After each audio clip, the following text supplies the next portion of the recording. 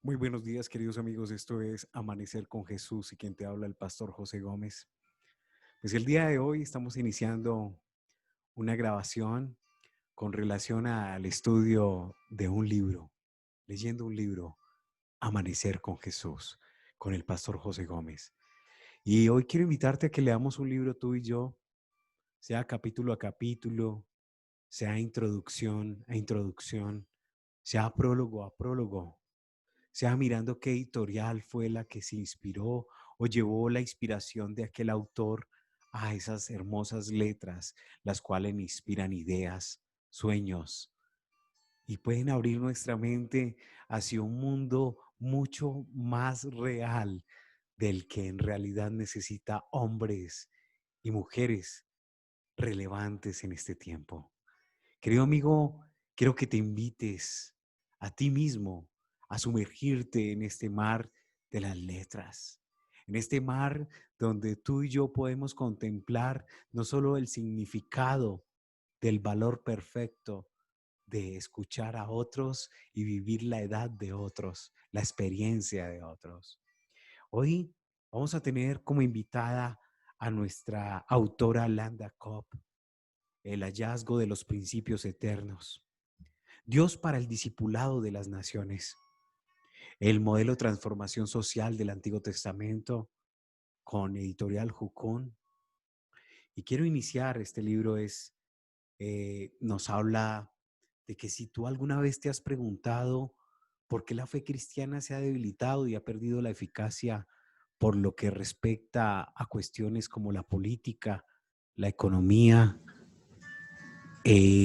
también la hermosura, la familia y los asuntos cotidianos de la vida. La introducción al modelo del Antiguo Testamento dice aquí: a lo largo de la historia, la conducta y el pensamiento de los cristianos influenciaron en comunidades y naciones y contribuyeron al desarrollo de la educación pública, los derechos de los trabajadores, el desarrollo económico, la noción de la libertad de prensa, ayudaron a los perseguidos o víctimas de abusos y a los desposeídos o privados de derechos. Se suele atribuir a Martín Lutero el dicho de que un evangelio que no se ocupa de los asuntos de su tiempo no es en absoluto evangelio. Y en estas páginas descubrirá un pensamiento bíblico que responde a las cuestiones del planeta del siglo XXI de la forma eficaz y redentora. Landa Cobb ha expuesto los principios del Antiguo Testamento ante dirigentes políticos, económicos, eclesiásticos de todos los continentes del mundo. Y usted puede descubrir cómo un cristianismo bíblico, vital, relevante, eficaz, puede influir y proyectar justicia sobre toda la sociedad. Landa Cobb está entregada a presentar una perspectiva bíblica de las profesiones, así como un enfoque bíblico comprehensivo de los asuntos públicos. Es decana de la fundadora es decana fundadora de la Facultad de Comunicación de la Universidad de las Naciones de la Juventud, con una misión directora de la facultad de esa misma universidad en Ginebra, Suiza. Es diplomada de Arte y Educación y licenciada en Humanidades y Estudios Internacionales. También es autora del libro Una presentación clara de Cristo en la alianza, el estilo de la comunicación de Jesús. Qué interesante. El día de hoy iniciaremos con nuestra primera parte. Dejaremos el prólogo para que usted, a la hora de adquirir este libro, usted entienda que tenerlo físicamente es mucho más valioso.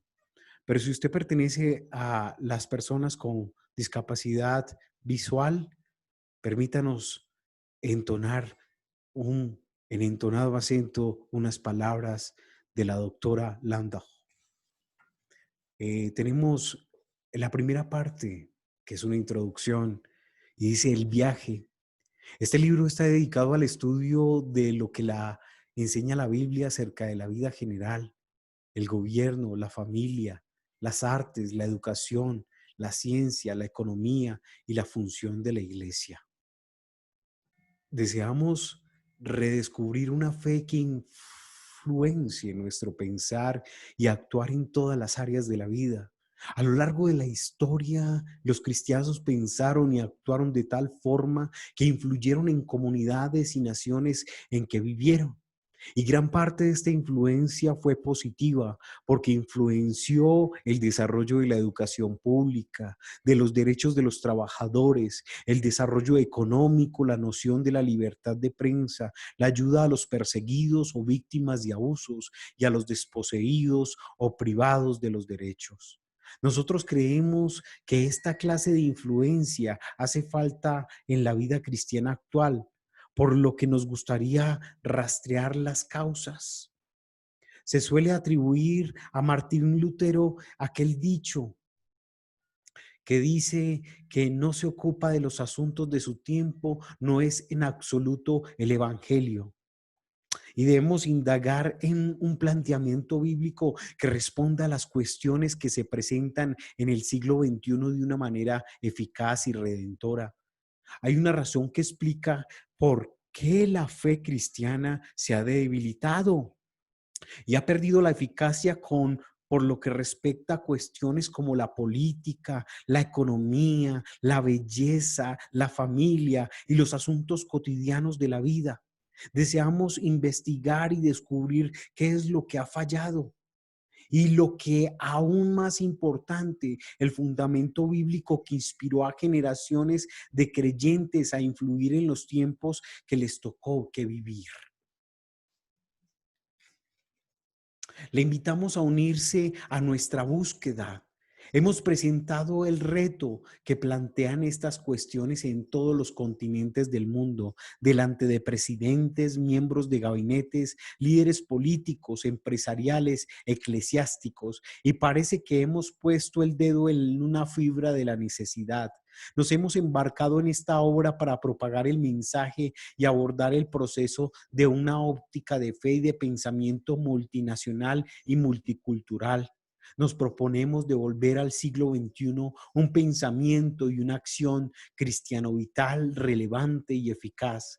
Hemos emprendido un viaje con más preguntas que respuestas. Le rogamos que nos acompañe y nos preste su contribución. Capítulo 1.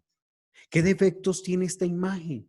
Es que tienen ojos pero no oyen y oídos pero no ven. Marcos 8:18. Entonces le puso de nuevo las manos sobre los ojos y el ciego fue curado, recobró la vista y comenzó a ver todo con claridad. Estuve zapeando indolentemente con una infinidad de canales y programas de televisión para pasar el rato y apareció en escena una periodista británico que afirmaba que los cristianos creen que cuando muchos de ellos viven en el seno de una comunidad, acaban influenciándola para bien. Cuanto mayor sea la presencia cristiana, tanto mayor será el beneficio general de la sociedad. Yo coincidí con el comentarista en esto es lo que enseñamos. Aquel hombre propuso considerar la ciudad más cristianizada de los Estados Unidos para analizar cómo esa influencia se manifestaba de una manera práctica. Defendió comunidad cristianizada como aquella con un alto porcentaje de creyentes que asisten a la iglesia regularmente. Y esta es una buena definición práctica conservadora de una comunidad cristianizada. Según esta decisión, Dallas, Texas, era la ciudad estadounidense más cristianizada en esta urbe. La asistencia dominical a la iglesia arrojaba un porcentaje más alto que cualquier otro en la comunidad del país. En Dallas abundaban las iglesias y gran número de ellas presumen de bancos abarrotados.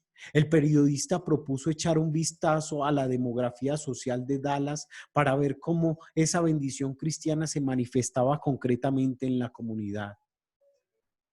Se consultaron varias estadísticas y trabajos acerca del crimen, la seguridad ciudadana, la actuación de la política y del sistema judicial y penal. Se consultó el sistema sanitario, los hospitales, los servicios de emergencia, las enfermedades contagiosas, la tasa de mortandad infantil y la distribución de asistentes sociales. Se repasó la educación, la igualdad en las escuelas, la seguridad, notas de exámenes y porcentajes de graduados. Se evaluaron empleos, vivienda, economía general. ¿Se puede obtener empleo? ¿Se puede obtener vivienda?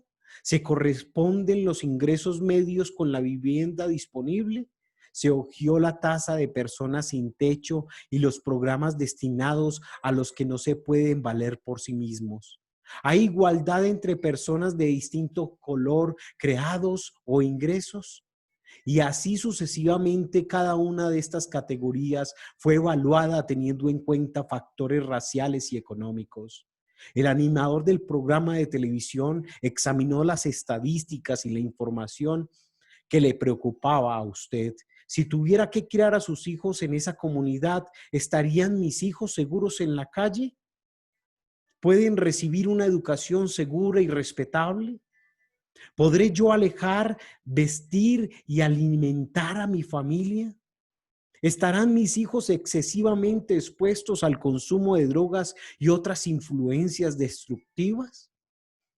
¿Podrá mi familia disfrutar de una seguridad sanitaria razonable para evitar contraer una enfermedad? ¿Se brinda una asistencia médica adecuada por si ellos cayeran enfermos? ¿Puede obtener ayuda legal y contar con un apoyo justo del sistema judicial? ¿Está la policía igualmente interesada en protegernos independientemente de qué raza, nacionalidad o credo confieso ser?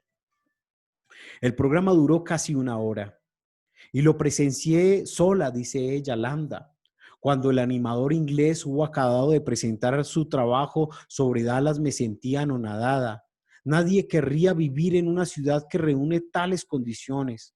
La delincuencia, los decrépitos sistemas sociales, la enfermedad, las desigualdades económicas, la injusticia racial, todos ellos descalifican a esta comunidad por lo que respecta a una calidad de vida adecuada. Y esta era la ciudad más cristianizada de Estados Unidos. Tuve ganas de llorar, dice Landa. El espacio aún no había concluido y el periodista del programa presentó el panorama descorazonador de una comunidad disfuncional.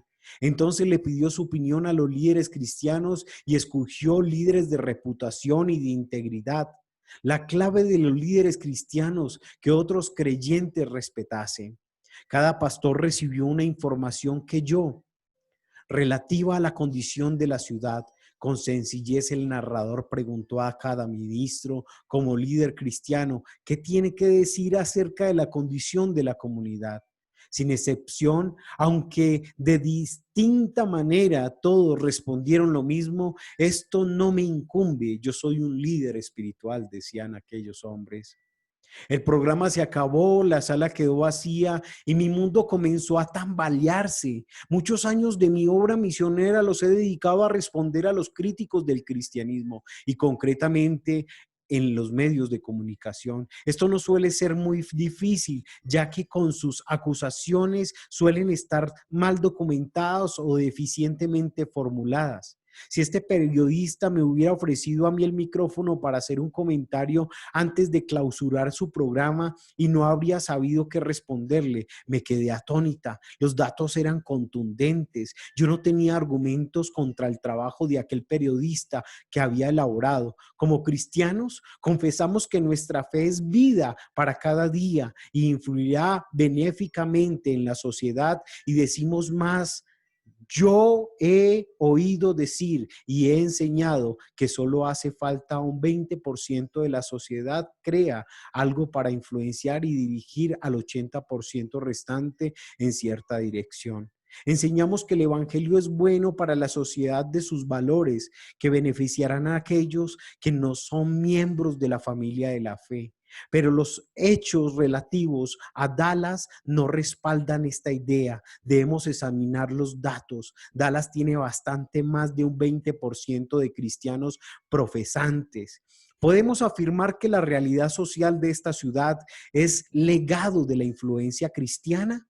Le di vueltas al asunto con implicaciones y preguntas, porque no había sido yo bastante honesta como para notar una discrepancia entre mi enseñanza y los resultados visibles. Porque había tenido que ser un no creyente al que mostrara estas cosas. ¿Cómo podemos nosotros, como líderes cristianos, decir que las cuestiones relacionadas con la calidad de vida no nos incumben?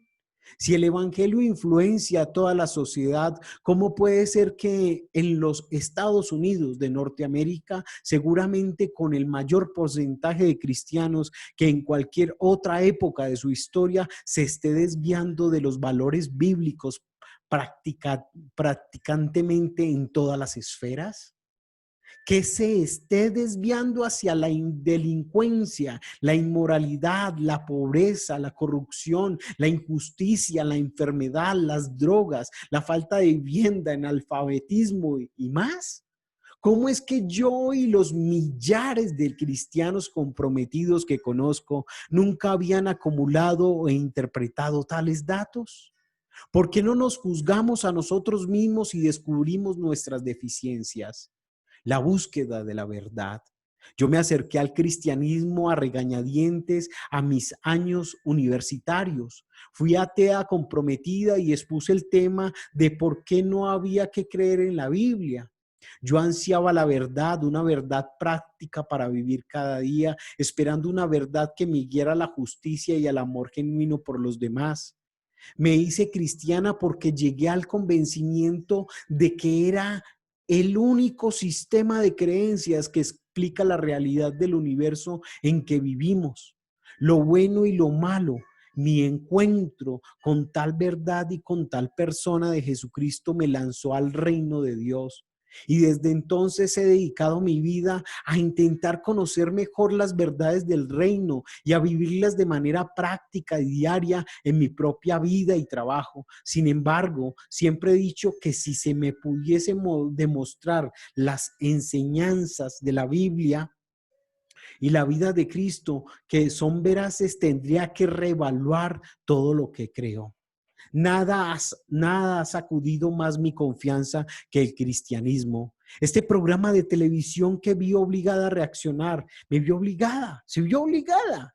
Me planteé las cuestiones que se desprendían de las revelaciones aportadas por aquel programa y comprendí que había tres respuestas posibles. Uno, Dios no existe. Dos, Dios o la palabra de Dios no son verdaderos. La Biblia enseña que si se practican sus valores, estos afectarán a la sociedad en lo general, pero en la práctica no funcionan. Tres, no vemos que los cristianos actuales estén aplicando los valores bíblicos y por lo tanto no aceptamos a ver la influencia de estas verdades podrían tener y han tenido a lo largo de la historia. Ya sabía en mi corazón que la tercera posibilidad era cierta. Nunca fue cristiana por motivos fundamentales, históricos, emocionales o personales. Soy disputa de Cristo. Creo que la Biblia es verdad y que siempre que sus enseñanzas y principios me midan y se apliquen demostrarán ser verdaderos. Mi fe estaba en tela de juicio. Creí que el Dios que yo conocía aceptaba el reto, pero necesitaba respuestas. En mi temprana experiencia con Cristo descubrí que algunas cuestiones son demasiado grandes para nuestras mentes lastimosamente pequeñas. Supe que esas cuestiones no son demasiado grandes para Dios. Él se deleita en revelarse a sí mismo y en darnos entendimiento, pero Él debe hacer la revelación para las cuestiones abrumadoras que tengo y tengo una estrategia especial en un rincón de mi mente, dice ella, Lambda. No debemos desechar las grandes y aplastantes cuestiones que desafían a nuestra fe, así como la naturaleza y el carácter de aquel en quien creemos. Si nos afrontamos las preguntas difíciles de la vida y de la fe, perderemos la oportunidad de que Dios nos revele de una manera más extraordinaria. Tampoco podemos combatir por nosotros mismos los dilemas que serios de la vida. No tenemos entendimiento para hacerlo. Debemos presentar esos asuntos dolorosos entre el trono de Dios hasta que Él nos conceda un mayor entendimiento. Si lo hacemos, creemos en su conocimiento.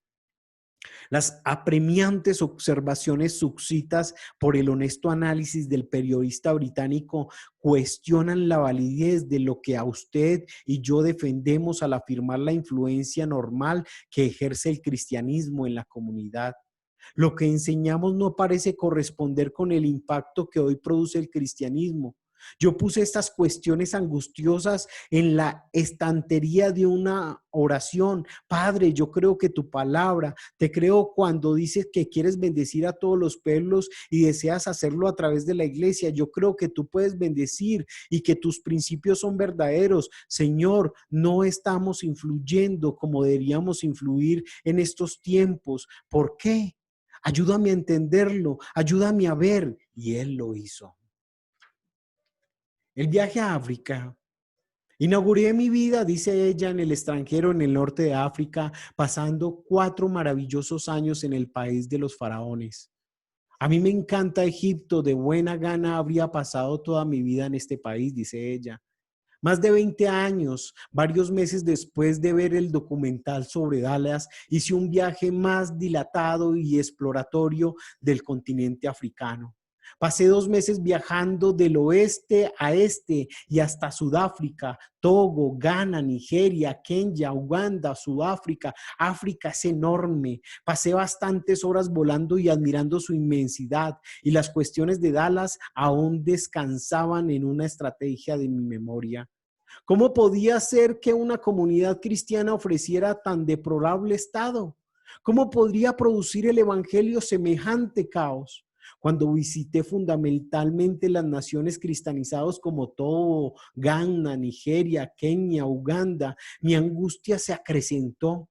Las estadísticas misioneras que yo había citado con gozo me ardían en el cerebro. África, un 80% cristianizada al sur de Sahara a finales del siglo XX. África, el continente más evangelizado del mundo. África, el continente que más asistió a la iglesia en las postrimerías del pasado siglo. Y en cada país de la historia se repetía la pobreza, enfermedad, violencia, corrupción, injusticia, caos, predominaban por doquier. Me pregunté, ¿es esto, venga tu reino y hágase tu voluntad en la tierra como en el cielo?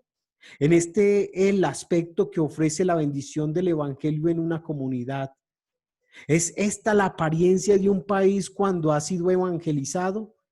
En el cono sur de África hemos casi evangelizado a toda criatura.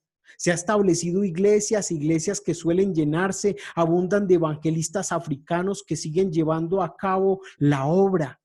¿Será este el aspecto que ofrecerá nuestra obra acabada en una nación?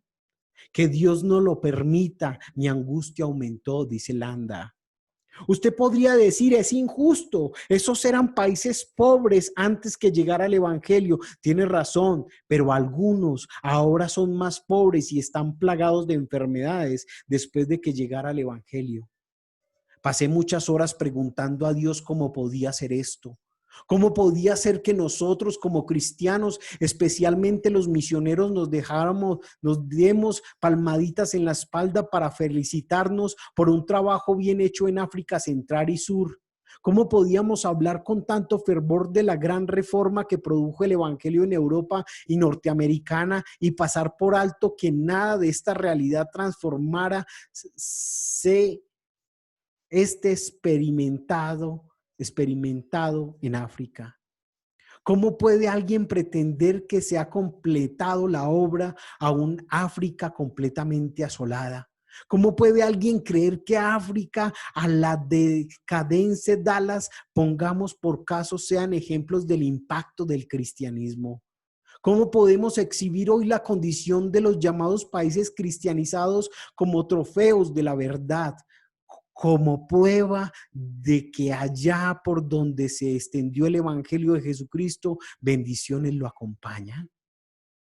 Mi corazón se acongojó, dice Landa, viajando por África tanto como pensando en mi propio país. Oré así, Señor, ¿qué ha fallado? Casi 200 años de esfuerzo misionero dedicados a este continente. ¿Cómo han podido acabar en esto? Dios me habló de manera sencilla y fundamental y permanente a través de una frase, de una fresca revelación que cambió mi idea de las misiones y el llamamiento de mi vida. La desolación que ves se debe a haber predicado solo la salvación y amputado el resto del mensaje bíblico. Tremendo. Tremendo. ¿Qué defectos tiene esta imagen? El modelo de transformación del Antiguo Testamento nos está enseñando algo que transforma nuestra vida. Hoy estamos en Amanecer con Jesús y este es nuestro primer capítulo de lectura